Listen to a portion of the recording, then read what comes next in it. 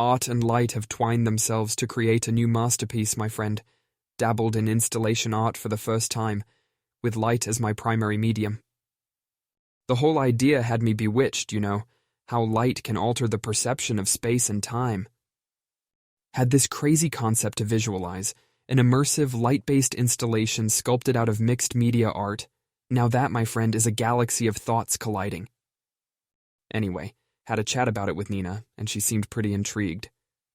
Told her all about transforming a simple space into a dramatic vision, setting off fireworks of imagination, the whole 9 yards.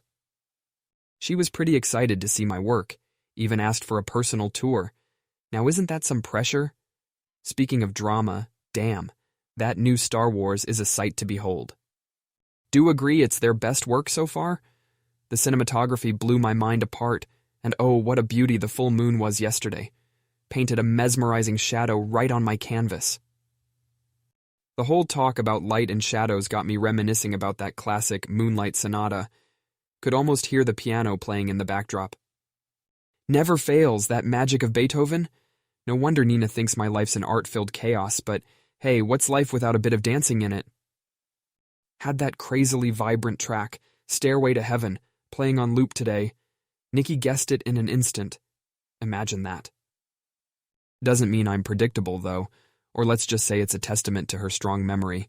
Anyway, mate, this chaos of blending light with art got me to realize it's more like playing jazz in the pure darkness. Love the idea of playing with shadow and light. It's all so rhythmic, just like in our lives. The dark patches make me appreciate the brilliance of the lighter ones.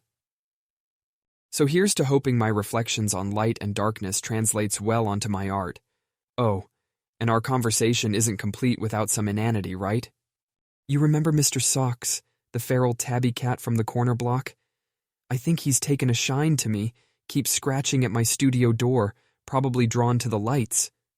Maybe next time I might just let the whiskered critic in and get his perspective on the artwork. I suppose it's back to that dazzling chaos now. Gotta perfect the piece before Nina shows up for her tour. Decided to take a jab at minimalism and Dadaism today, my friend? I know. Quite the contrast to the dramatic light installation I've been obsessed with lately. But hey, as my favorite Picasso once said, every act of creation is first an act of destruction. Embracing the chaos, my friend. Think I've been caught in the whirlwind of my own creativity lately. Not that I'm complaining. Can't underestimate the defiant spirit of Dadaism. It's like a burst of pure joy amid the constant, meticulous balancing act of minimalism. The goal is to create a symphony between the two, just as John Coltrane would merge a flurry of notes into a harmonious jazz piece. Funny thing is, I'd been bouncing back and forth between these styles, and getting lost in Coltrane's sheets of sound at the same time. Must say, jazz and painting, they've got rhythm, rebellion, romance all mingled together. Can't think of a better combo to spend an evening after a day tiptoeing around chaos and harmony. Nikki pointed out, "Your love for chaos is what makes your art alive." Gave her a virtual high five for that. Nothing pumps up my creative juices like a bit of unpredictable artistic madness. Got Nikki laughing today, reminiscing about a client who tried to bargain for a Picasso. Imagine that. Just picturing her really? Look cracks me up. You remember how that sidelined many of our debates back in art school? I swear we need to patent that look before it becomes an art installation itself. Reflecting on all this banter with Nikki, I realized that everyone has their own way to create art. This lady, she artfully crafts stories around those pieces, bringing them alive for many, just as she does with my creations. And that moment when we connect over our shared love for art, it's no less than magic, my friend. Speaking of connections, Nikki suggested watching The Artist tonight. Pretty apt considering our conversation today. Now that's a film that understands art, something simple yet so profound, just like the swirl of ideas floating around my head these days. But for now, it's back to my palette, ready to dance on the canvas making rhythms of colors. Aha, so the Sunday surprise for today was a creative whirlwind, my friend. decided to spark some magic with old canvases stacked in the corner of my studio and turn them into unique, personalized tote bags called the Bag Tails. Yep, you heard that right. Old canvases getting reborn. Now the newly crafted bags carried more than just supplies. They carried stories, moods, a piece of me. After showers of creative sprinkle, picture this.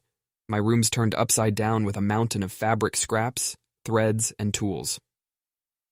Each bag taking form was like watching a beautiful symphony, the teamwork of mindful hands maneuvering around the chaos, crafting art out of debris.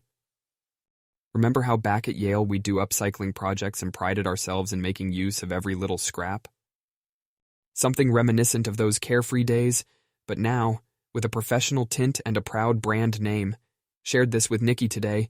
You know how diligent she is with keeping a sustainable lifestyle. Surely she gave me virtual cheers, and now we got the Bag Tails brewing with her stories too.